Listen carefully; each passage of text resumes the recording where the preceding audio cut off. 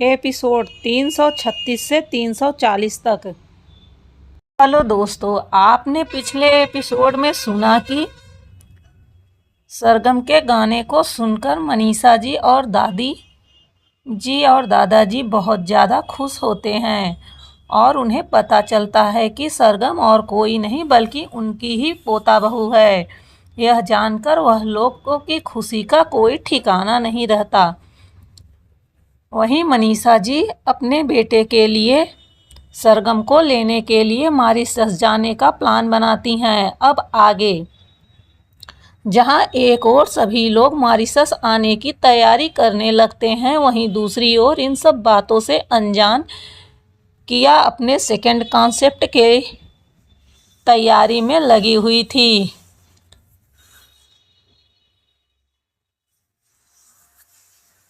अब वह वक्त आ गया था जब किया का सेकंड कॉन्सेप्ट होने वाला था। रात को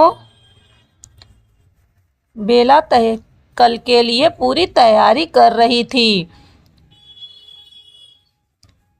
तभी किया वहां आती है और वह बेला से पूछती है कि बेला क्या हुआ, कल के कॉन्सेप्ट की तैयारी हो गई। उसकी बातों को सुनकर बेला मुस्कुराते हुए बोलती है कि हाँ, कल के कॉन्सेप्ट की पूरी तैयारी हो गई है। हमें बहुत ही अच्छा रिस्पांस मिला है और मुझे पूरा अंदाज़ा है कि हमारा कल का कॉन्सेप्ट भी सुपर हिट जाने वाला है, क्योंकि जिस तरह से लोग बेसब्री से इसके सेकेंड पार्ट का इंतज़ार कर रहे हैं, मुझे नहीं लगता है कि कोई भी इसे मिस करेगा। मुझे पूरा यकीन है कि स्टोरी का सेकेंड पार्ट सुनने के लिए सभी बहुत ही ज़्यादा बेताब हैं। और देखो ना, इतना कह के वह अपना फ़ोन ओपन करके उसे दिखाती है तो सच में कमेंट की बाढ़ सी आ गई थी। इस एक गाने के बाद पता नहीं कितने ज़्यादा फॉलोअर्स बढ़ गए थे। शायद एक ही दिन में कई मिलियन फॉलोअर्स हो गए थे, जिसे देखकर किया को भी आश्चर्य होता है कि क्या उसका गाना इतना ज़्यादा सभी लोगों ने पसंद किया। तभी उसके चेहरे पर हल्की सी दर्द भरी मुस्कान आ जाती है, जिसे लोग इतना पसंद कर रहे हैं, जो सिर्फ लोगों के लिए एक गाना बनकर रह गया है। एक ऐसा सॉन्ग जिसमें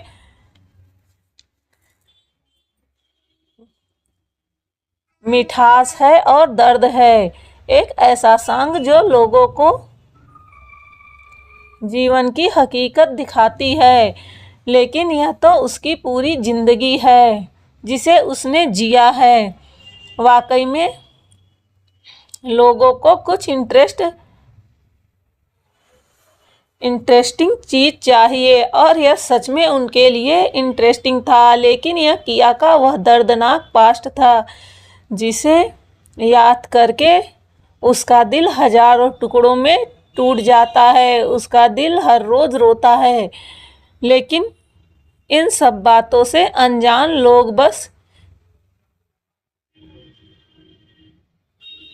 इस गाने की तारीफ़ें कर रहे हैं। जब उन्हें पता चलेगा कि यह सच में उसकी ज़िंदगी का हिस्सा है, तो फिर उनका क्या रिस्पांस होगा। किया सभी बातों को अभी अपने मन में ही सोच रही थी, तभी उसके कानों में बेला की आवाज़ जाती है। क्या हुआ, क्या तुम सोचने लगी, क्या कोई प्रॉब्लम है। क्योंकि बेला ने देख लिया था कि किया का चेहरा इस वक्त बिल्कुल शांत हो गया था। उसे अंदाज़ा लग गया था कि किया क्या सोच रही है। तभी बेला मुस्कुराते हुए बोलती है, जो बीत गया उसे भूल जाना ही ठीक है। आने वाला वक्त तुम्हारा देखो कैसे खुल के स्वागत कर रहा है। तुम्हें अपने आने वाले वक्त को एंजॉय करना चाहिए।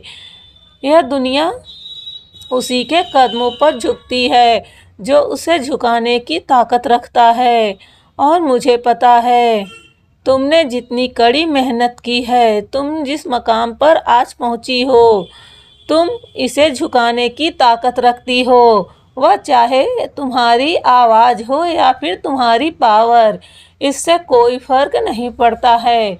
बस फर्क इतना ही है कि लोग किसे किस रूप में देखते हैं और कैसे पसंद करते हैं।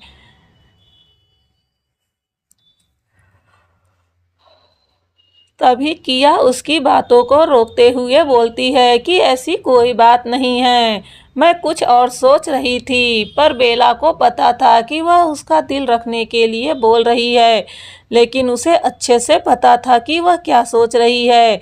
फिर वह बात को काटते हुए बोलती है कि चलो खाना खाने का वक्त हो गया है, हमें चलकर खाना खाना चाहिए और जल्दी ही रेस्ट करने के लिए जाना चाहिए, क्योंकि कल का दिन हमारे लिए एक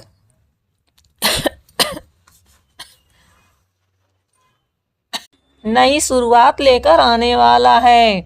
कल क्या होने वाला है वह तो कल ही पता चलेगा। इतना बोलकर किया डाइनिंग टेबल की ओर बढ़ जाती है।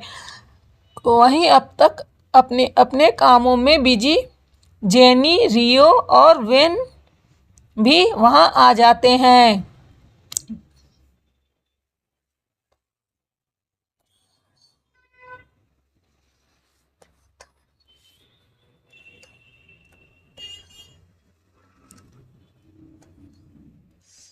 प्रणव भी जल्दी जल्दी अपना काम खत्म करके आता है।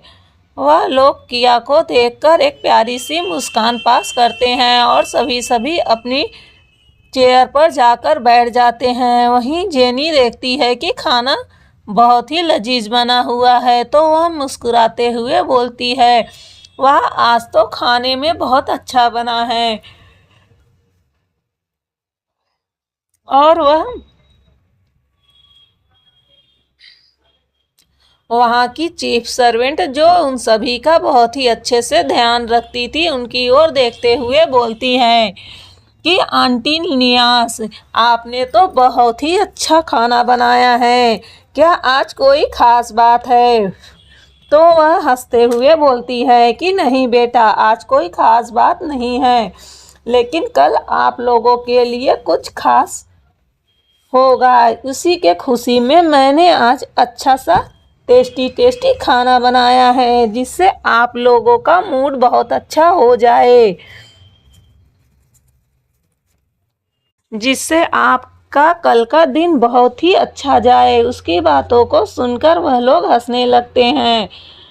यह सब उन्होंने अपनी भाषा में बोला था, क्योंकि उन्हें हिंदी बिल्कुल भी नहीं आती थी, लेकिन इन लोगों के साथ रहते रहते वह हिंदी अच्छे से समझ जाती थी।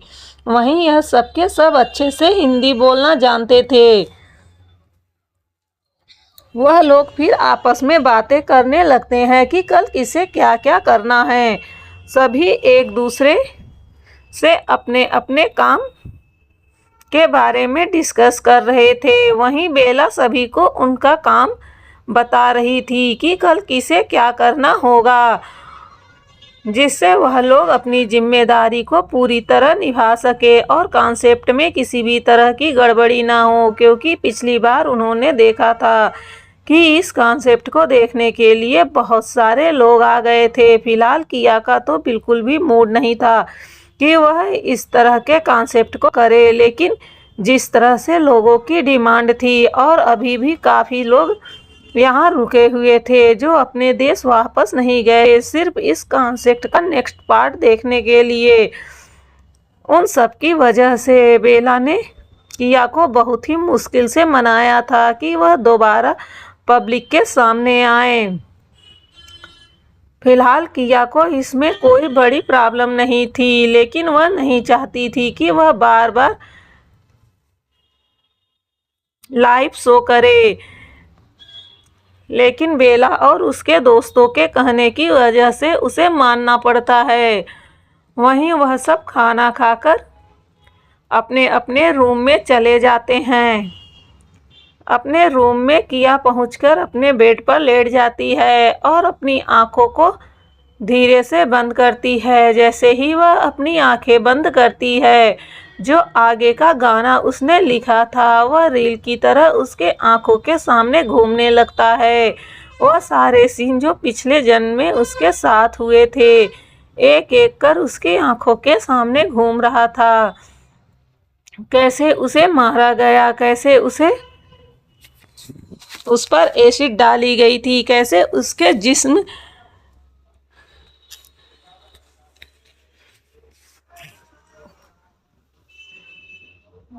में वह एसिड पड़ते ही उसका जिस्म गलना शुरू हो रहा था। उसके दर्द, उसकी तड़प, उसका वह दर्दनाक सीन, वह सब याद करके एक पल के लिए किया डर से सहर जाती है। आज पहली बार ऐसा हुआ था जब उसे डर लगा था, वरना जब से वह अपने इस लाइफ में आई है उसने अपने आप को इतना स्ट्रांग बना लिया था कि उसने डरना सीखा ही नहीं था। चाहे कितना भी मुश्किल काम हो, चाहे कितना भी कठिन वक्त हो, उसने कभी डर को अपने ऊपर हावी नहीं होने दिया था। लेकिन आज वह सब याद करके उसके रोंगटे खड़े हो जाते हैं। उसे ऐसा लगता है जैसे यह सब कुछ उसके सामने अभी हो रहा हो। यह सब सोचते हुए उसके आंखों से कब आंसू बहने लगते हैं उसे पता भी नहीं चलता है। इस वक्त उसे किसी के सपोर्ट की ज़रूरत थी, उसे किसी की ज़रूरत थी। अचानक ही उसके दिमाग में रेहान का ख्याल आता है और रेहान का चेहरा उसके सामने घूमने लगता है। कितना अच्छा होता अगर इस वक्त वह उसके साथ होता, उसका सहारा बनता। लेकिन वह इस वक्त उसके साथ नहीं है, वह बिल्कुल अकेली है, तन्हा है। इतने लोगों के होते हुए भी वह आज बिल्कुल तन्हा है। यही सब सोचते हुए वह कब नींद के आगोश में चली गई उसे पता भी नहीं चला। सुबह वह अपने डेली रूटीन की तरह टाइम पर उठ जाती है, जैसे वह हर रोज उठती थी। उसकी नींद खुलती है तो वह खुद को उसी पोजीशन में पाती है जैसे वह रात को लेटी थी। शायद वह पूरी रात एक ही पोजीशन पर थी, वह इधर से उधर हिली तक नहीं थी। वह धीरे से अपनी जगह से उठती है। उसका सर दर्द हो रहा था क्योंकि रात में उसने बहुत ही भयानक सपने देखे थे, जिस वजह से वह अपनी नींद पूरी नहीं कर पाई थी। लेकिन फिर भी वह हर बातों को इग्नोर कर उठती है और फिर वॉशरूम जाती है और फिर थोड़ी सी एक्सरसाइज करती है और उसके बाद वह तैयार हो जाती है। जब वह अपने रूम से निकलकर बाहर आती है तो देखती है सभी तैयार बैठे थे और उसका इंतजार कर रहे थे। जैसे ही उनकी नज़र किया पर पड़ती है सभी एक साथ उसे गुड मॉर्निंग विश करते हैं। उनके इस तरह खुशनुमा चेहरे को देखकर किया भी अपनी तकलीफ़ को भूल जाती है और वह भी मुस्कुराते हुए गुड मॉर्निंग बोलती है। यही शायद सच्ची दोस्ती थी जिसके वजह से उनके खिले हुए चेहरे को देखकर किया एक ही पल में अपने दुख दर्द को भूल चुकी थी। तभी अचानक से जेनी दौड़ते हुए उसके पास आती है और उसे गले से लगाकर बोलती है, ओ मेरी जान, मैं तुम्हारा कब से इंतज़ार कर रही थी।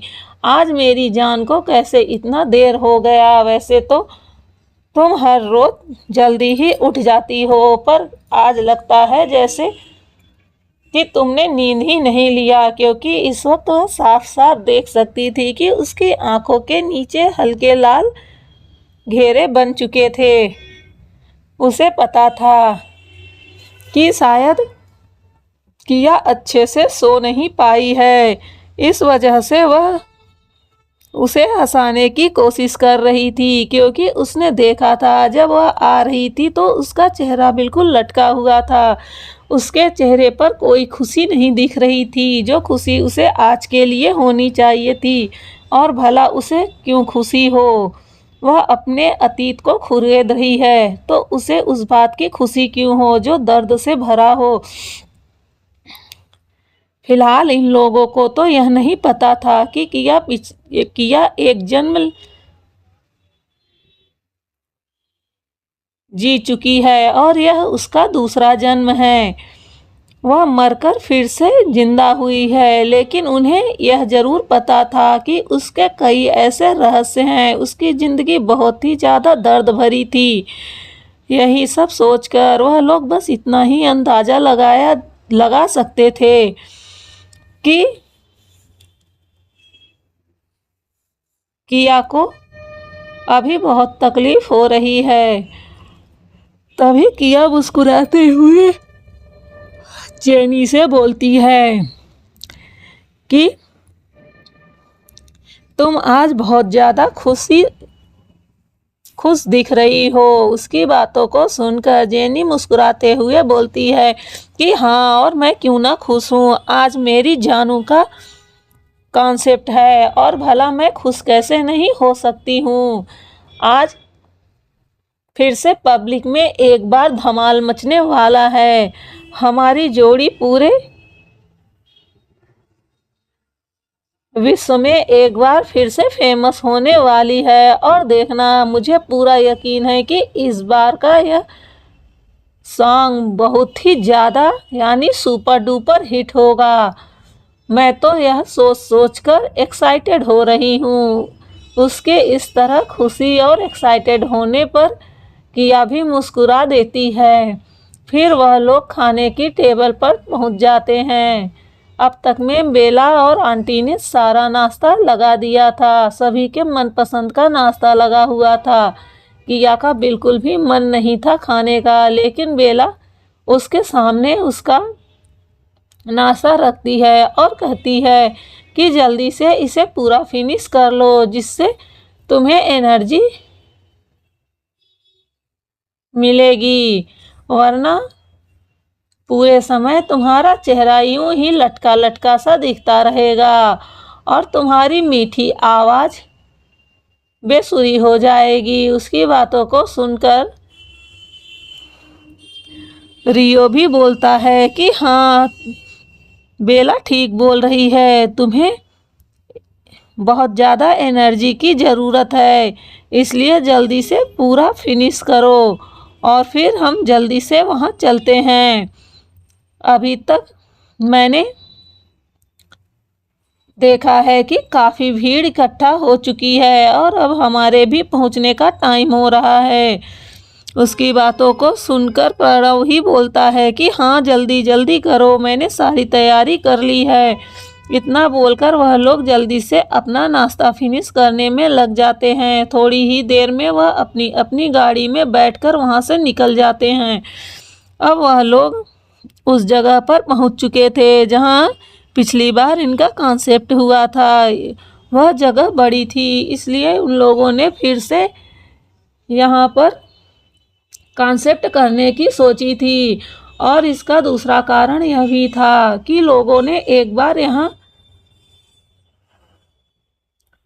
आकर इस जगह को देख लिया था, जिससे दोबारा उन्हें ढूंढने में कोई भी परेशानी होने वाली नहीं थी।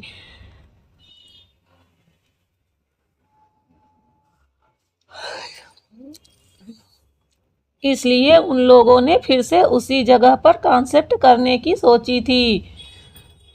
थोड़ी ही देर में वह लोग वहां पहुंच जाते हैं। वहीं रजत और तारा वह भी वहां पहुंच जाते हैं। इस वक्त वह लोग पीछे की साइड में थे। शायद यहाँ उनके परिचय का कोई था जिससे मिलने वह आए हुए थे। वह और कोई नहीं, रजत के मामा का लड़का था जो यहाँ पर काम करता था। उन्हीं के थ्रू वह लोग आसानी से यहाँ एंट्री ले चुके थे, जिस वजह से वह लोग फर्स्ट रो में ही आ गए थे।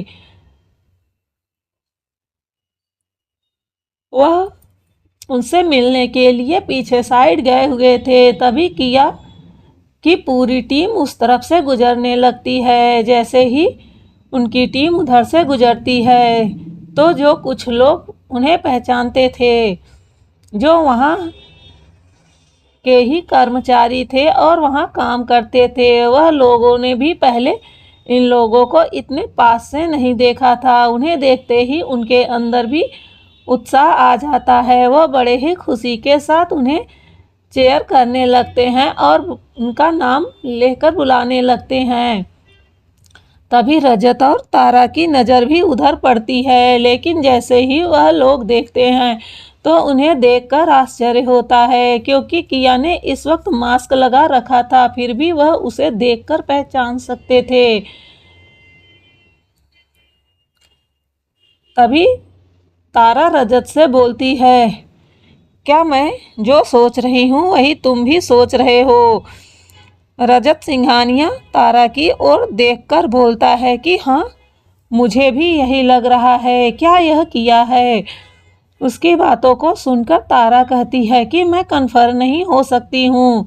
किया यहाँ कैसे हो सकती है? वह उस टीम के साथ है। क्या किया का उनके साथ कोई रिश्ता हो सकता है?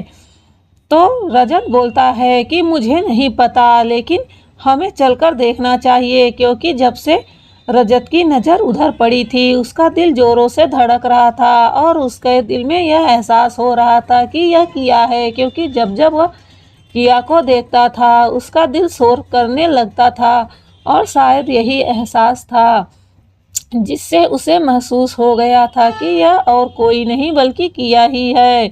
अब वह अगर यहाँ किया को देख लिया है तो उसका पीछा तो बिल्कुल भी छोड़ने वाला नहीं है, क्योंकि अब उसे बिल्कुल भी तारा में इंटरेस्ट नहीं रह गया था। वहीं उसने जब से किया की सुंदरता देखी थी वह तो उस पर पूरी तरह से मोहित हो चुका था और अब वह पूरी कोशिश कर रहा था कि वह किसी तरह किया को अपने झांसे में ले ले और उसे फिर से उसी तरह अपनी साथ कर ले जैसे पहले किया के साथ वह रहता था। लेकिन शायद उसे नहीं पता था कि किया अब उससे नफरत करती है और वह तो उसके जान की प्यासी है। उसे मौका मिला तो वह उसे जान से मारने में एक पल की भी देरी नहीं लगाएगी, क्योंकि पिछले जन्म में जो कुछ उसने झेला था यह सब कुछ इस घटिया लड़के की वजह से ही हुआ था। तो भला वह उसे कैसे छोड़ सकती है? इन सब बातों से अनजान रजत अब उन सब के पीछे पीछे जाने लगता है। वह लोग अपनी टीम सहित वहां से निकल जाते हैं और वह पीछे अपनी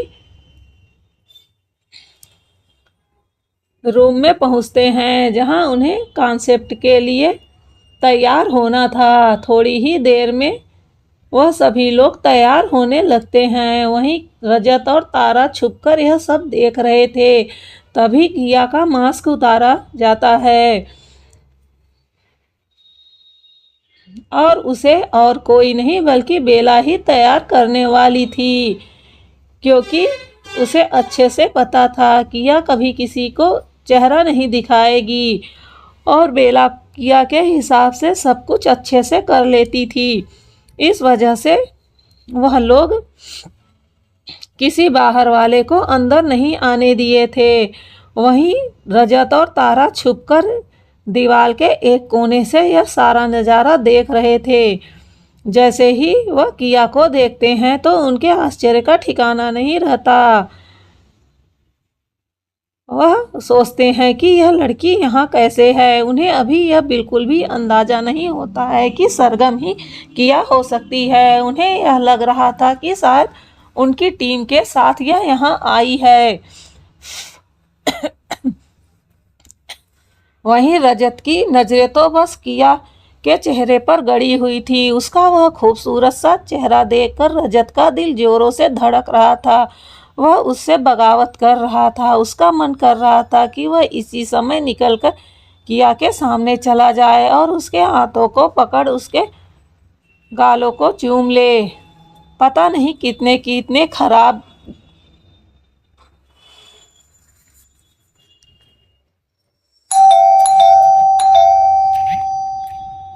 रजत के मन में तो किया को लेकर अब पता नहीं कितने बुरे बुरे ख्याल आने लगे थे। वह तो पता नहीं कौन कौन से सिचुएशन के बारे में कल्पना करने लगा था। वहीं किया इस बात से बिल्कुल भी अनजान थी, वरना वह इन लोगों को छोड़ती नहीं। वह दोनों छिपकर सारा नज़ारा देख रहे थे। तभी अचानक से उनके पीछे कोई आता है और वह बोलता है कि तुम दोनों यहाँ क्या कर रहे हो? क्या तुम्हें नहीं पता है कि यहाँ इस तरह से बाहरी लोगों का आना अलाउ नहीं है? रुको, मैं अभी सिक्योरिटी गार्ड को बोलकर तुम्हें पकड़ने को कहता हूँ। उसकी बातों को सुनकर रजत और तारा वहाँ से तुरंत ही उसे धक्का देकर तेजी से बाहर भाग जाते हैं और भीड़ की ओर जाने लगते हैं। वही वह सिक्योरिटी गार्ड उनका पीछा करने लगता है, लेकिन थोड़ी ही देर में वह भीड़ के अंदर चले जाते हैं, जिससे वह वहाँ गुम हो जाते हैं। सिक्योरिटी गार्ड उन्हें ढूंढता ही रह जाता है। सिक्योरिटी गार्ड मन में सोचता है क्या उसे इसके बारे में अपने सर को बताना चाहिए, लेकिन तभी दूसरे ही पल उसके मन में ख्याल आता है कि नहीं, अगर उसने उन्हें बताया तो वह उन्हें जॉब से निकाल देंगे, क्योंकि सभी को खास हिदायत दी गई थी कि यहाँ बाहरी कोई नहीं आ सकता है, क्योंकि इससे सरगम की आइडेंटिटी को फर्क पड़ता। इस वजह से गार्ड डर जाता है और फिर वह इस बात को किसी को भी नहीं बताने की सोचता है और वहाँ से चला जाता है। वहीं रजत और तारा भीड़ के अंदर लंबी सांस लेते हैं और कहते हैं, अरे यार, हमें यहाँ पहुँचने में कितनी ज़्यादा दिक्कतों का सामना करना पड़ा और हम यहाँ कैसे कैसे मुसीबतों को उठाकर यहाँ तक पहुँचे हैं, लेकिन उस घटिया लड़की को तो देखो, वह कैसे अंदर वहाँ तक पहुँच गई है जहाँ वह खास लोग रहते हैं, जहाँ सरगम की पूरी टीम थी। तभी रजत बोलता है कि हाँ, शायद उसके परिचय का कोई यहाँ होगा, तभी तो वह वहाँ तक पहुँच सकी है। लेकिन तभी तारा बोलती है, अरे यार, मेरा कितना मन था कि एक बार मैं सरगम को देख सकूं, लेकिन वहाँ मुझे सरगम कहीं भी दिखाई नहीं दी। तभी रजत बोलता है कि पता नहीं, इतनी सारी लड़कियां थी, सभी के चेहरे तो हमने देखे हैं, उसमें से सरगम कोई हो सकती है। उसकी बातों को सोचते हुए तारा भी बोलती है कि हाँ यार, मुझे लगता है कि वो लंबी वाली लड़की जो बहुत ज़्यादा गोरी थी, वही सरगम हो सकती है। वह इस वक्त बेला की बात कर रही थी। तभी रजत बोलता है कि मुझे भी लगता है कि हाँ, वही सरगम होगी। यह सब सोचकर वह दोनों मान लेते हैं कि बेला ही सरगम है, पर उन्हें एक बार भी किया के ऊपर शक नहीं होता है, क्योंकि उन्हें तो पता था कि किया एक आम सी लड़की है और वह अभी एक कॉलेज स्टूडेंट है और सरगम तो बहुत ज़्यादा फेमस है। वह पिछले कई सालों से बहुत ही प्यारे सॉन्ग दे रही है, जो पूरे एशिया में ही नहीं, विश्व भर में फेमस हैं। तो वह तो कल्पना भी नहीं कर सकते थे कि वह किया हो सकती है। वहीं अभी भी रजत के दिमाग में बस किया ही चल रही थी। उसके दिल में अजीब से बेचैनी हो रही थी। तभी तारा बोलती है कि मैं उस घटिया लड़की को एक अच्छा सबक सिखाऊंगी और यह एक अच्छा मौका है हमारे लिए। वह किसी तरह रजत को अपने साथ अपना बदला लेने के लिए तैयार करना चाहती थी, क्योंकि तारा के मन में तुरंत ही यह ख्याल आया था कि वह इस समय अपने देश से बाहर है। अगर उसे यहाँ मार दिया जाता है तो किसी को इसके बारे में कानो कान खबर भी नहीं होगी, और फिर वह अनाथ लड़की है, उसके आगे पीछे भला कौन होगा। उसे अभी तक किया की पावर के बारे में बिल्कुल भी अंदाज़ा नहीं था। उसे तो यही लग रहा था कि उसके माँ बाप बहुत गरीब हैं। हालांकि उसने बहुत लोगों के मुंह से सुना था कि उसकी फैमिली अमीर है, लेकिन वह मानने को बिल्कुल भी तैयार नहीं थी, क्योंकि उसने देखा था कि जो गाड़ी उसे लेने के लिए आई थी वह कितनी खचाड़ा थी। उसने तो तभी से सोच लिया था कि वह एक गरीब परिवार से होगी, लेकिन उसे नहीं पता था कि वह कितने अमीर परिवार से है। वहीं वह मन ही मन एक बहुत ही घटिया सा प्लान बनाती है और वह उसमें रजत को शामिल करने के लिए तरह तरह से बातें बनाकर उसे बढ़ा चढ़ाकर बताना शुरू करती है। और रजत को भी इस वक्त किया कि तलब लगी हुई थी। उसे बस लग रहा था कि एक बार किया उसके हाथ लग जाए, फिर वह अगर नहीं मानेगी तो उसे वह पूरी जिंदगी कैद करके अपने पास रख लेगा। पर वह अब किया को बिल्कुल भी छोड़ने वाला नहीं था। यही सब सोचते हुए वह तारा की बातों में आ जाता है, पर उसे नहीं पता था कि यह गलती उसके ज़िंदगी की सबसे बड़ी गलती होने वाली है, जिसकी कोई माफ़ी नहीं थी। तभी वहाँ कॉन्सेप्ट शुरू हो जाता है। थोड़ी ही देर में एंकर स्टेज पर आकर अनाउंस करता है। तभी किया और उसके सारे पार्टनर स्टेज पर आ जाते हैं। सभी अपनी अपनी पोजीशन ले लेते हैं। बिल्कुल पिछली बार की तरह वह सब अपने अपने जगह पर जाकर खड़े हो जाते हैं। तभी किया की एक जोरदार एंट्री होती है, जिसे देखते ही सभी के मुंह से जोर जोर से बस एक ही आवाज़ निकल रही थी, सरगम सरगम सरगम। चारों ओर बस सरगम का ही नारा गूंज रहा था। सभी सरगम सरगम कहकर चेयर कर रहे थे। उनके एक्साइटमेंट को देखकर किया के होठों पर भी प्यारी सी मुस्कान आ जाती है। उसे यकीन नहीं हो रहा था कि यह सब लोग उसकी आवाज़ के इतने दीवाने हैं। यहाँ बहुत से ऐसे लोग थे जो बहुत ज़्यादा अमीर थे, जिन्होंने बहुत ही हाई क्लास की सीट बुक कर रखी थी। उसकी कीमत शायद लाखों में थी। उसे देखकर अंदाज़ा लग सकता था कि सभी अपने काम धाम छोड़कर यहाँ सिर्फ उसके गाने को सुनने के लिए इतनी दूर आए थे। तो भला किया उन्हें कैसे ऐसे निराश कर देती। तभी किया की बहुत ही प्यारी सी आवाज़ आती है और गिटार की धुन बजती है, जिसे सुनते ही वहाँ पूरा कीप साइलेंट सा छा जाता है। सन्नाटा इतना ज़्यादा था कि अगर सुई भी गिरे तो उसकी आवाज़ सुनी जा सकती थी।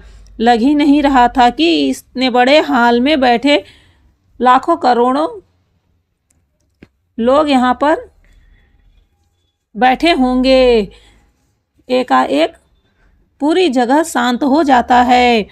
कभी किया की प्यारी सी आवाज़ में गाना शुरू हो जाता है। अब गाने के आगे के भाग थे, जहाँ पर किया ने पिछली बार उस गाने को छोड़ा था। सभी के दिलों में बस यही ख्वाहिश थी कि उसे कैद किया हुआ, यानी जिस हीरोइन को कैद किया गया था, उसे वह विलन लोग छोड़ दे। लेकिन ऐसा नहीं होता है। किया फिर अपने हर एक दर्द को अपने गाने के रूप में अपने लफ्ज़ों से बयां करना शुरू करती है। किस तरह से उसे मारा गया, किस तरह से उसे हर रोज़ बेचा गया, किस तरह से उसके जिस्म को नोचा गया, फिर किस तरह से उसे टार्चर किया गया, कैसे उसके ऊपर एसिड डाला गया और कैसे उसे जिंदा जलाया गया। हर रोज़ कैसे उसके जिस्म को काटा जाता। जैसे जैसे उसके शब्द गाने की लड़ियों को पिरो रहे थे, वैसे वैसे लोगों के आंखों से आंसू झरझर कर बह रहे थे। कोई लाख कोशिश कर ले, कोई अपने आप को बहुत कड़े दिल वाला भी बोल ले, लेकिन आज उन सबके ऊपर उनका बस नहीं था। उनके आंखें उनका कहना नहीं मान रही थी। वह तो बस झरझर कर बरसात किए जा रही थी। किया के हर लफ्ज़ों में दर्द था, जिसे लोग अंदर तक फील कर सकते थे। उसके हर गाने के शब्द दर्द भरे थे। उसकी आवाज़ में इतना दर्द था, जिसे सुनकर वहाँ हर एक व्यक्ति के आंखों में आंसू भर गया था। न चाहते हुए भी पूरे के पूरे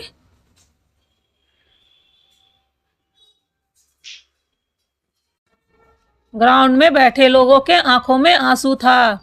कोई भी ऐसा व्यक्ति नहीं बचा था जो न रो रहा हो। किया अपने एक एक जख्मों को याद कर अपने गाने में पिरोए जा रही थी, और लोग हर उस एक एहसास को खुद महसूस कर रहे थे। ऐसा लग रहा था कि मानो यह हीरोइन के साथ ना होकर उनके खुद के साथ हो रहा है। लोगों के दिलों में उस व्यक्ति के लिए हजारों बद्दुआएं एक साथ निकल रही थी।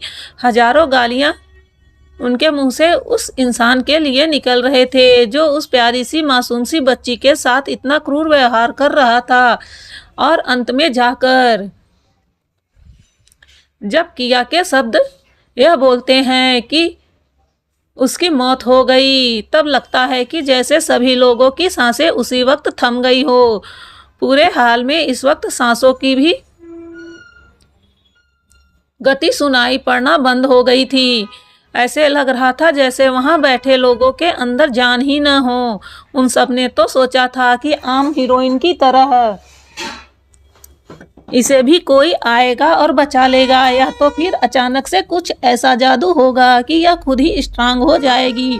लेकिन सभी के सपनों पर पानी फेरते हुए यहाँ तो हीरोइन मर गई। अगर हीरोइन मर जाएगी तो फिर स्टोरी में मज़ा कैसे आएगा और स्टोरी का सुखद द एंड कैसे होगा। जहाँ तक सभी चाहते हैं कि स्टोरी का लास्ट सुखद हो, द एंड एकदम हंसनुमा हो और संतोषजनक हो, लेकिन यहाँ कुछ नहीं हुआ। यहाँ तो हीरोइन ही मर गई और फिर बाद में हीरो की एंट्री होती है जो उसके लिए बदला लेता है और फिर वह भी खुद को खत्म कर लेता है। तभी अचानक से किया की आवाज़ आना बंद हो जाती है और फिर चारों तरफ सन्नाटा फैल जाता है। 1 मिनट तक कोई आवाज़ नहीं आती। तभी ऐसे लगता है जैसे कि किया के द्वारा किए गए हिप्नोटाइज हुए वह सारे लोग अपने होश में वापस आते हैं और अचानक से कोई खड़ा होकर बोलता है कि यह स्टोरी बहुत ही दर्द भरी है, इसका द एंड बहुत ही खराब है और इसमें हीरोइन को इंसाफ नहीं मिलता है। क्या इसमें यही अंत है? क्या इतना ही दुखद स्टोरी का लास्ट होगा? तभी अचानक से सारे लोग यही प्रश्न करने लगते हैं। कोई कुछ बोल रहा था तो कोई कुछ बोल रहा था, पर कोई भी इस स्टोरी से संतुष्ट नहीं था। उन्हें तो बस यही चाहिए था कि वह हीरोइन इस तरह नहीं मरनी चाहिए थी। बार बार सभी के मुंह में यही बातें आ रही थी, सभी की आवाज़ें बस यही बात बोल रही थी। चारों तरफ बस इसी बात की शोर थी कि स्टोरी में हीरोइन इस तरह नहीं मर सकती है, उन्हें उनके किए की सजा दो, विलन को मार डालो, स्टोरी को चेंज करो। लेकिन तभी अचानक से फिर से किया की गिटार से एक बहुत ही जोरदार धुन निकलती है, जिससे फिर से पूरा का पूरा ग्राउंड सन्नाटे में डूब जाता है। और फिर किया आगे गाती है। उसने सफाई देने की कोई कोशिश नहीं की, क्योंकि यह गाने का द एंड नहीं था और न ही स्टोरी का द एंड था। गाना तो अभी बीच में ही रुका था। फिर किया अपने शब्दों में अपने फिर से जन्म को पिरोती है और फिर गाने की लय शुरू होती है। जैसे ही लोग सुनते हैं कि उसका रिवर्स होता है और वह बदला लेने के लिए फिर से आ गई है। किया एक एक कर उसके रिवर्स को बताती है। अब गाने के बोल और म्यूजिक फिर से दूसरी लय में आ जाता है और एक ताकत और पावर का एहसास चारों ओर होता है। लोगों के अंदर एक फुर्ती आ जाती है। वहाँ बैठा हर एक व्यक्ति एनर्जेटिक महसूस करने लगता है, जो अभी तक हारा हुआ बेचारा और लाचार महसूस कर रहा था, जो अभी तक बहुत ही ज़्यादा दर्द में महसूस कर रहा था। उनके अंदर अचानक ही ऊर्जा का संचार होता है और फिर से वहाँ का माहौल और वातावरण खुशनुमा हो जाता है। तभी किया आगे उसके रिबर्थ के बारे में बताती है। उसके गाने के बोल बहुत ही ज़्यादा सटीक थे और उसकी आवाज़ इतनी प्यारी थी कि उसमें एक बार फिर से सभी मंत्रमुग्ध हो जाते हैं और ध्यान से उस स्टोरी को सुनते हैं। फिर किया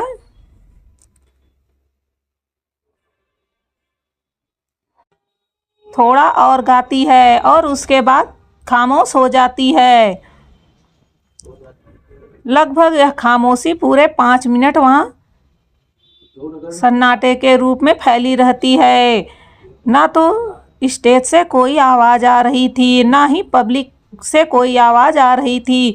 सभी बेसब्री से इंतज़ार कर रहे थे कि सरगम कुछ आगे बोले, कुछ आगे गाए, लेकिन सरगम थी कि खामोश हो गई थी और यह लोग अपनी आंखें बंद करे अभी भी इंतज़ार कर रहे थे। लेकिन जब देखते हैं कि काफ़ी देर हो गया पर सरगम कुछ नहीं बोल रही है, तो सभी अपनी आंखें खोलकर सरगम को देखने लगते हैं और फिर से पब्लिक बोलने लगती है कि आगे गाओ सरगम, आगे क्या हुआ, आगे बताओ, आगे बताओ। लेकिन सरगम अब भी कुछ नहीं कहती है। फिर सरगम की एक प्यारी सी आवाज़ सबके कानों में जाती है कि आज के लिए बस इतना ही, इसका तीसरा पार्ट मैं जल्दी ही तैयार करूँगी। और फिर उसके रिवेंज के,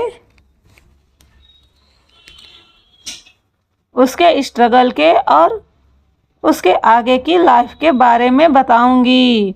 उसके लाइफ में एक प्यारा सा राजकुमार आता है और उसकी ज़िंदगी कैसे खुशहाल होती है, यह एक एक कर मैं इसके नेक्स्ट पार्ट में आपको सुनाने वाली हूँ। लेकिन आज के लिए बस इतना ही। इतना बोलकर वह अपने गाने को वहीं रोक देती है और तुरंत ही वह वहाँ से चली जाती है, क्योंकि इस समय उसका दिल दर्द से बहुत ही ज़्यादा दुखी था। उसे इस समय अपने सीने में बहुत ही ज़्यादा दर्द हो रहा था, क्योंकि उसने हर उस जख्म को खुरेद कर अपने लफ्ज़ों से ही बयां किया था, जिसे वह कभी भी सोचना तक नहीं चाहती थी। वहीं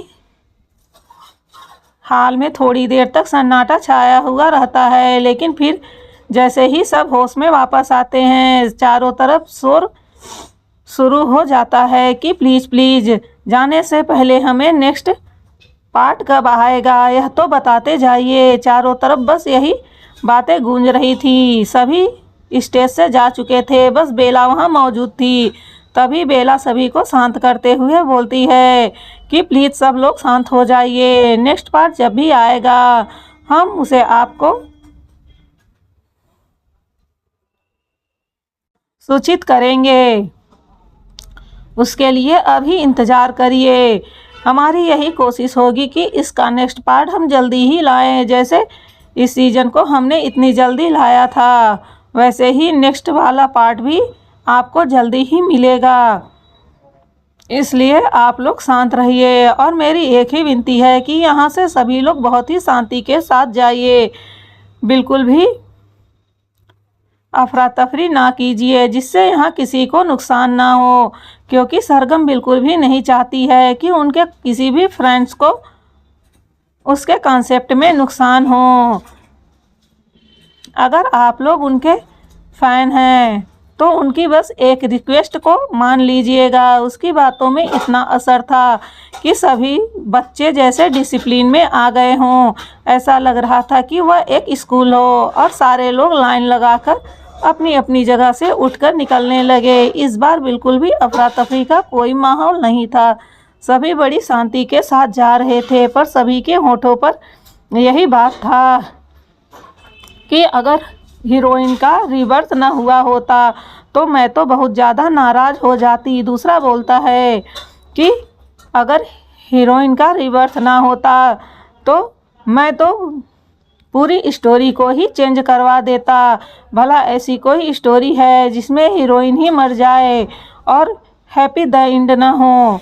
इसी तरह तरह तरह से लोग तरह तरह की बातें कर रहे थे, लेकिन आज सभी के मन में वहाँ से जाते वक्त इतनी संतुष्टि थी कि हीरोइन अपना बदला लेने के लिए फिर से जन्म लेकर आ गई है। यह उनके लिए बस एक कहानी थी, लेकिन दुनिया को यह नहीं पता था कि यह एक हकीकत है। वहीं यह कॉन्सेप्ट ख़त्म हो चुका था, लेकिन रेहान, मयंक और उसके बाकी के भाई यानी मयंक के भाई यहाँ अभी अभी लैंड किए थे। उनका जेट अभी अभी लैंड हुआ था। वहीं दूसरी ओर मनीषा जी, सुरेंद्र जी और दादा दादी यानी वह लोग भी ज़बरदस्ती कर उनके साथ आ गए थे, क्योंकि उन लोगों ने जब सुना कि वह लोग उन्हें छोड़कर जा रहे हैं तो उन दोनों बूढ़ा बुढ़ी ने खाना छोड़ दिया था, जिस वजह से मजबूरी में उन्हें अपने साथ लाना पड़ा। उनका जेट भी मॉरिशस की धरती पर लैंड करता है। वह सब अलग अलग जगह पर उतरे थे, जिस वजह से वह एक दूसरे से नहीं मिलते हैं। उन लोगों ने अपने बुक किए होटल में स्टे किया हुआ था। उन्हें पता था कि अभी अभी कॉन्सेप्ट ख़त्म हुआ है, क्योंकि वह लोग भी सब कुछ ऑनलाइन देख रहे थे, जिस वजह से उन्हें हर एक पल की खबर थी। वहीं रेहान से बिल्कुल भी अब बर्दाश्त नहीं हो रहा था। उसे बस लग रहा था कि वह किसी तरह अपनी एंजल के पास पहुंच जाए। आज के गाने के दर्द को सोचकर और किया की आवाज़ को सुनकर उसका दिल जोरों से धड़क रहा था। इस वक्त उसके दिल में कितना दर्द उठ रहा था, यह सिर्फ वही महसूस कर सकता था, क्योंकि उसे अब पूरा यकीन हो चुका था कि यह सब किया की खुद की जिंदगी का दर्द है। हालांकि उसे पिछले कई सालों से सपना आता था, जो कि वह सब कुछ सोती हुई आंखों से देखता था। आज उन सबको किया के मुंह से सुनकर उसे पूरा भरोसा हो गया था कि वह सपना कोई सपना नहीं बल्कि उसके जिंदगी का एक हकीकत था जो बीत चुका है। और जब किया के मुंह से वह सारे पलों को सुनता है, तब उसे अब पूरा भरोसा हो चुका था कि यह सारे दर्द उसके एंजल के ज़िंदगी के हैं। उसने कितना दर्द सहा है, यही सब सोचकर उसका रोम रोम दर्द से भरा हुआ था। उसका दिल रोने का कर रहा था। बस उसे लग रहा था कि वह किसी तरह अपनी एंजल के पास पहुंच जाए और उसे संभाल ले, उसे अपने बाहों में भरकर उसके सारे दुखों को दूर कर दे। लेकिन यह हो पाना बहुत ही मुश्किल था। चारों तरफ सिक्योरिटी इतनी ज़्यादा टाइट थी और भीड़ इतनी ज़्यादा थी कि वह लोग अभी उस तक नहीं पहुंच सकते थे, और अभी उसे उसके रहने की जगह के बारे में कुछ भी पता नहीं था, जिस वजह से वह लोग अभी बहुत ही ज़्यादा मजबूर महसूस कर रहे थे। वह इतने ज़्यादा मजबूर थे कि वह यहाँ तो पहुँच चुके थे, लेकिन अपनी एंजल तक नहीं पहुँच पा रहे थे। अब उन्हें यहाँ रुककर उसके रहने की जगह का पता लगाना था, जो वह जल्दी ही कर लेंगे। यही सब सोचकर वह खुद के दिलों को तसल्ली दे रहे थे। मयंक बोलता है, रेहान तुम्हें क्या लगता है, क्या हम लोग प्रिंसेस को ढूंढ पाएंगे? रेहान उसकी ओर देखते हुए बोलता है कि लगता क्या है, मुझे पूरा भरोसा है, मैं उसे बिना यहाँ से लिए नहीं जाऊँगा। वह चाहे जितना भी मुझसे छुप ले, लेकिन मैं उसे ढूंढ लूँगा। उसके लिए चाहे मुझे कोई भी कीमत देनी पड़े, पर मैं उसे बिल्कुल भी छुपने देने वाला नहीं हूँ। अब की बार उसे मेरे साथ ही जाना पड़ेगा, और अगर उसने कुछ भी किया तो मुझे नहीं पता, मैं उसे अपने पास ज़िंदगी भर के लिए कैद कर लूँगा, लेकिन वह मुझसे अब बचकर दूर नहीं जा सकती है। उसे मैं इस बात की ज़रूर सज़ा दूँगा। वह कैसे ऐसे मुझे छोड़कर आ सकती है? उसे मेरे बारे में बिल्कुल नहीं सोचा। उसे बिल्कुल भी एहसास नहीं है कि उसके इस तरह छोड़ के जाने से मुझ पर क्या बीती है। मैं उसके बिना जिंदा नहीं रह सकता हूँ। एक पल के लिए भी उसने मेरे बारे में नहीं सोचा। इस वक्त सच में मुझे उस पर बहुत ज़्यादा गुस्सा आ रहा है, लेकिन उसकी तकलीफ़ों को सोचकर मेरा दिल भी उतना ही ज़्यादा दुखी है। बस मैं उसके पास पहुंचना चाहता हूँ। कुछ भी करो, कैसे भी करो, चाहे जैसे ढूंढो, पर मुझे उसके पास जाना है। यह कहते हुए रेहान के आंखों में आंसू छलक रहे थे। बस वह बाहर नहीं आ रहे थे क्योंकि रेहान ने अपने आप को मजबूत बना रखा था। वह भला ऐसे कैसे रो सकता है? वहीं मयंक उसकी हालत को देखकर समझ सकता था कि इस वक्त रेहान को कितनी ज़्यादा तकलीफ हो रही होगी। वह मन ही मन किया को बोल रहा था कि बच्चा, तुमने ऐसा क्यों किया? तुम्हें एक बार भी हमारी परवाह नहीं की और हम सबको इस तरह छोड़कर चली आई। तुमने एक बार भी हमारे लिए नहीं सोचा कि हम तुम्हारे बिना कैसे जिंदा रहेंगे। हम तुमसे कितना ज़्यादा प्यार करते हैं। तुम्हें क्यों ऐसे लगता है कि पूरी दुनिया में तुम अकेले हो और तुम्हें कोई नहीं प्यार करता है? एक बार हमारे साथ जीकर तो देखो। हम तुम्हें प्यार का हर वो पल देंगे जो तुम्हारी ज़िंदगी से दूर हो चुका था। बस एक बार तुम हमें अपना कर तो देखो। हमें नहीं लगता है कि तुमने अभी तक हमें अपनाया है। अगर अपनाया होता तो इस तरह छोड़कर कभी भी नहीं जाती। इस वक्त मयंक के दिमाग में बहुत सारी बातें चल रही थी। उसका दिल भी बहुत ज़्यादा दुखी था। उसकी बहन ने उन लोगों को अपना नहीं माना था। अगर माना होता तो वह इस तरह उन्हें छोड़कर नहीं आती। कोई भी बहन ऐसे कैसे अपने भाई को छोड़कर जा सकती थी, जबकि वह लोग दिल से उसे अपना मानते थे। वह तो उसकी एक खुशी के लिए अपनी जान भी देने को तैयार हो जाते। बस एक बार वह बोल कर तो देखती, पर जैसे उसने खुद को अपने आप में सिमेट लिया हो। वह अपने दुख दर्द किसी को नहीं बताना चाहती है। तभी वहां पर अमन और विवान भी आ जाते हैं। वह बोलते हैं कि भाई, अब हमें आगे क्या करना होगा?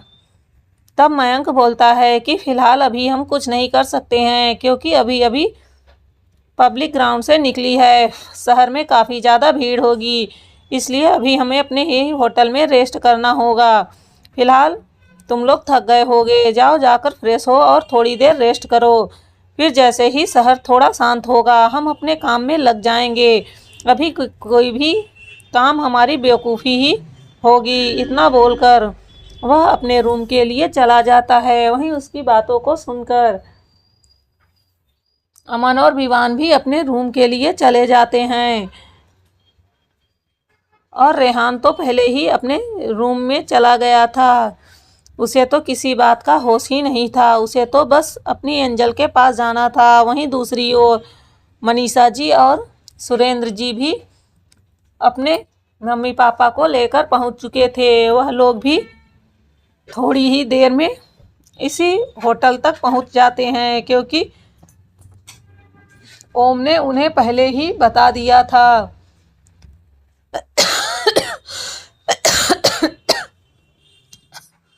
ओम इस समय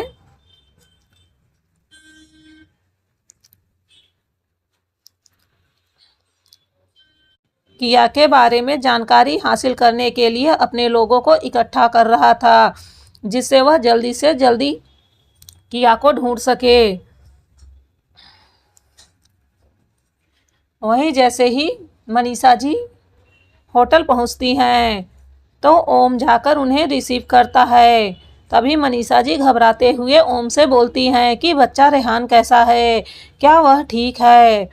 ओम हल्की मुस्कान देते हुए बोलता है कि हाँ आंटी, वह ठीक है। तब मनीषा जी बोलती है कि वह कहाँ है?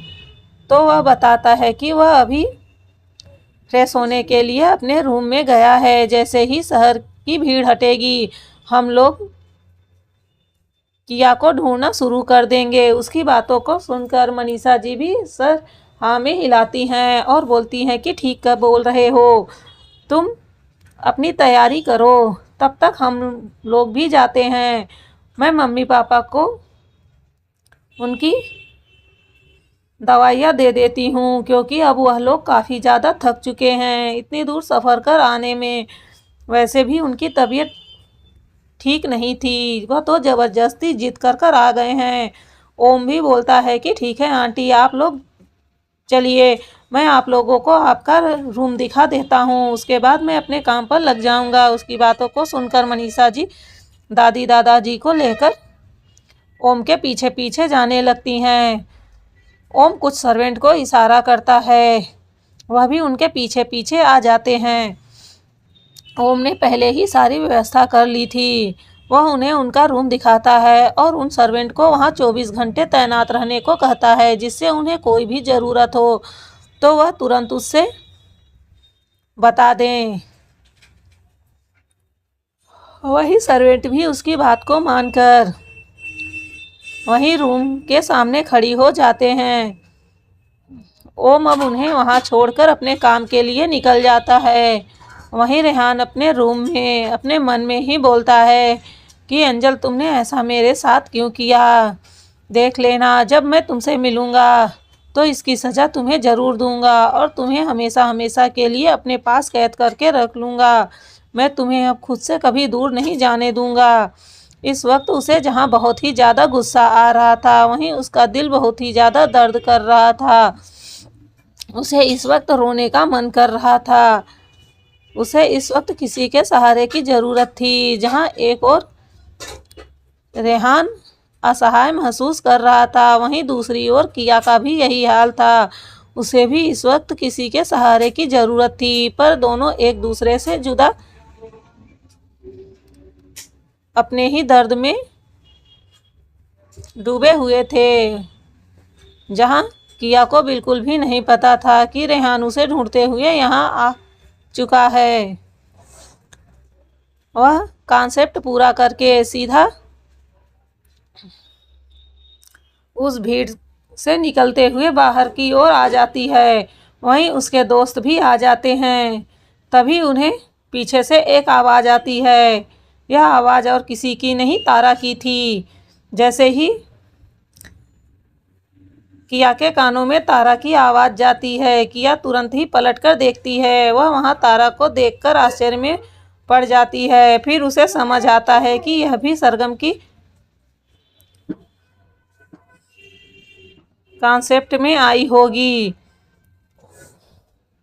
लेकिन उसे थोड़ा यह आश्चर्य होता है कि वह इस तरह मास्क में है, फिर यह उसे कैसे पहचान सकती है। फिर मन में सोचती है कि जिंदगी भर उसे दर्द देने वाली भला यह राक्षसी उसे क्यों नहीं पहचानेगी। उसे बिल्कुल भी एहसास नहीं था कि तारा ने उसे पहले देख लिया है। वहीं तारा उसे देखकर तालियां बजाते हुए उसके पास आती है और बोलती है, वाह क्या बात है, तुम्हारे तो बड़े ही जलवे हैं। वैसे किस शुगर डैडी के साथ तुम यहाँ आई हो? जहाँ तक मुझे पता है तुम इतनी अमीर तो नहीं हो कि तुम यहाँ तक पहुँच चुकी हो। ज़रूर तुम्हारा कोई शुगर डैडी होगा। यह कहकर वह चारों ओर देखने लगती है। वहीं उसके साथ 2 मैनेजर चल रहे थे जो कि बहुत ही ज़्यादा पावरफुल लग रहे थे और वह एज में भी ज़्यादा थे। तारा को लगता है कि इन्हीं में से कोई एक होगा। वह लोग उसे यानी सरगम को यहाँ पूरे मान सम्मान के साथ बाहर तक छोड़ने आए थे, पर उन्हें क्या पता कि कोई घटिया लड़की आकर उन्हें शुगर डैडी बना जाएगी। वह उन्हें देखते हुए ज़ोर ज़ोर से हंसने लगती है और बोलती है, ओ लगता है कि मुझे मिल गया तुम्हारा शुगर डैडी। यह बोलकर वह किया को देखकर हंसने लगती है। वहीं किया उसकी बातों को सुनकर बहुत ज़्यादा गुस्से में आ जाती है। इस घटिया लड़की की हिम्मत कैसे हुई उसे इस तरह सबके सामने जलील करने की। किसी की भी उसके सामने मुंह खोलने की हिम्मत नहीं होती है। वहीं रजत भी अब किया को बहुत ही बुरी तरह से घूरने लगता है। रजत के गुस्से का कोई ठिकाना नहीं था। उसे लग रहा था कि वह इतना हैंडसम है, उसकी तरफ तो वह नज़र उठाकर भी नहीं देखती है और उसने कैसे शुगर डैडी बना रखा है। रजत भी गुस्से में बोलता है कि मुझे नहीं यकीन होता है कि तुम इतनी घटिया हो जाओगी कि तुम यहाँ आने के लिए इस तरह के ट्रिक इस्तेमाल करोगी। उसकी बातों को सुनकर किया को बहुत ज़्यादा गुस्सा आने लगता है। वहीं वहाँ खड़े जेनी, रियो और वेन और प्रणव उसे आंखें फाड़े देख रहे थे। यह घटिया लोग कौन हैं और उसके दोस्त पर ऐसे घटिया इल्जाम क्यों लगा रहे हैं और किया कुछ बोल क्यों नहीं रही है। तभी जेनी गुस्से में बोलती है, हु आर यू? तुम्हारी हिम्मत भी कैसे हुई उसके बारे में ऐसा बोलने की? तुम्हें पता है तुम जहाँ खड़े हो वहाँ तुम्हारे खड़े होने की औकात भी नहीं है और तुम किसी और को इस तरह की बातें कर रहे हो। जेनी उन्हें देखकर इतना तो अंदाज़ा लगा चुकी थी कि यह इंडियन है और यहाँ कॉन्सेप्ट देखने के लिए आए हैं, क्योंकि किया को पहचानने वाले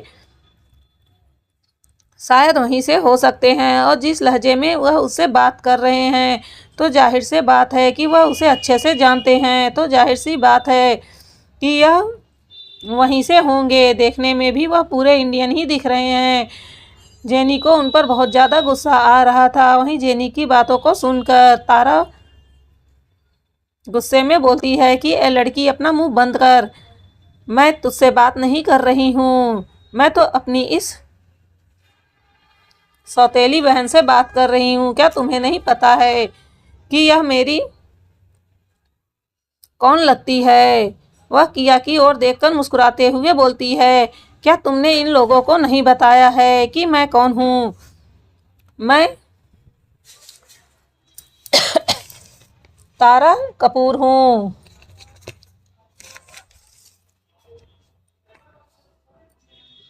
और तुम्हारी औकात भी नहीं है मेरे सामने खड़े रहने की। तुम किस तरह से मुझसे बातें कर सकती हो? वहीं उसकी बातों को सुनकर जेनी को आश्चर्य होता है, लेकिन उसे इतना तो पता चल गया था कि यह तारा कपूर कौन है। यह वही लोग है जिसने उसकी दोस्त को सताया था और उसे घर से बाहर निकाल दिया था। इसी लड़की के आने के बाद उसके दोस्त की जिंदगी बद से बदतर हो गई थी।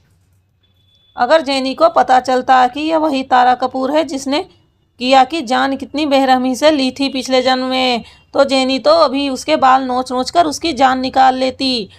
पर जेनी को यह सब नहीं पता था। उसे बस थोड़ा थोड़ा इतना ही अंदाज़ा लगा था कि इसकी वजह से उसकी दोस्त परेशान हुई थी। भला जेनी अब इतना जानने के बाद कि यह वही तारा है, वह कैसे शांत रहने वाली है। वह तुरंत ही उसके सामने आकर खड़ी हो जाती है। इस समय जेनी तारा से थोड़ी लंबी थी। वह बिल्कुल डटकर तारा के सामने खड़ी हो गई थी और बोलती है कि घटिया लड़की, तू वही है जिसने मेरी जानू को परेशान किया है। तो तू सोच कैसे सकती है कि तू यहाँ आकर ऐसा कुछ कर पाएगी मेरे रहते हुए? अगर तूने अब एक शब्द भी मेरे जानू के लिए निकाला तो दूसरे ही पल मैं तेरा दांत तोड़कर रख दूंगी। उसकी बातों को सुनकर तारा को भी गुस्सा आता है और वह भी गुस्से में बोलती है कि घटिया लड़की, तेरी हिम्मत कैसे हुई मुझे ऐसा बोलने की?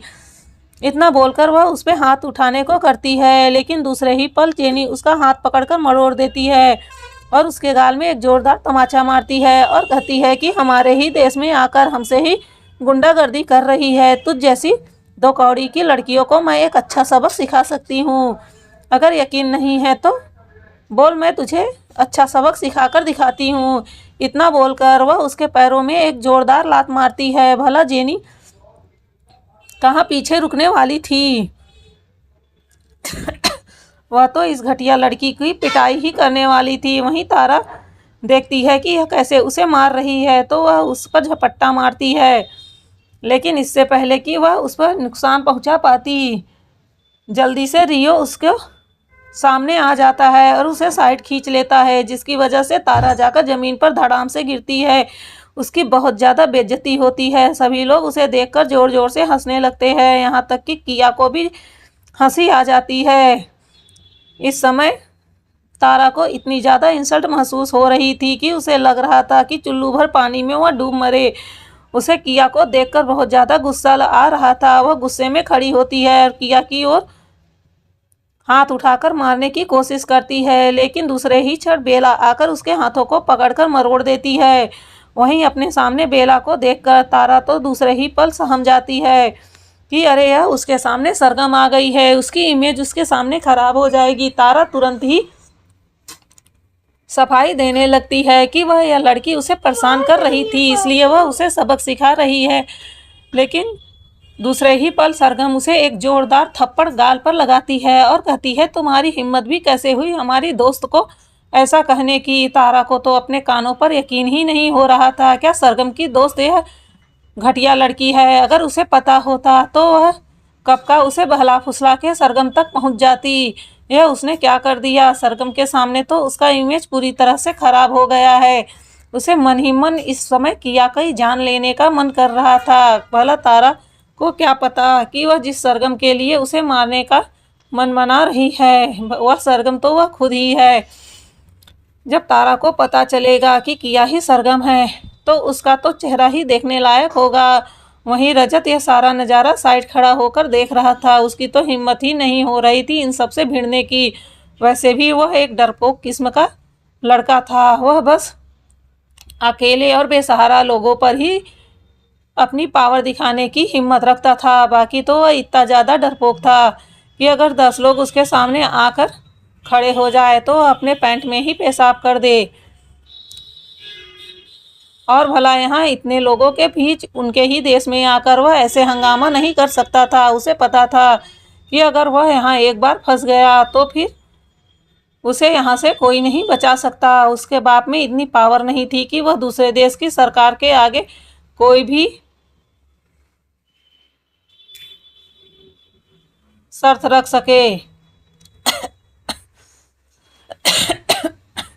वहीं तारा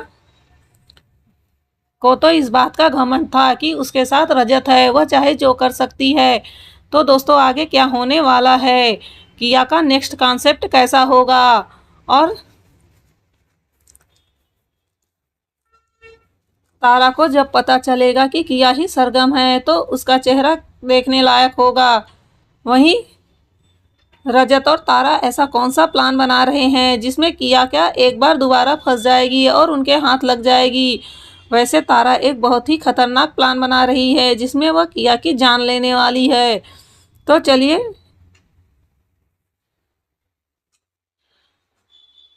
जाने से पहले मैंने आप लोगों को इतना बता दिया है। वैसे आप लोग गेस कर सकते हैं कि तारा के साथ आगे क्या होगा। मिलते हैं आपसे इसके नेक्स्ट एपिसोड में। तब तक के लिए बाय बाय।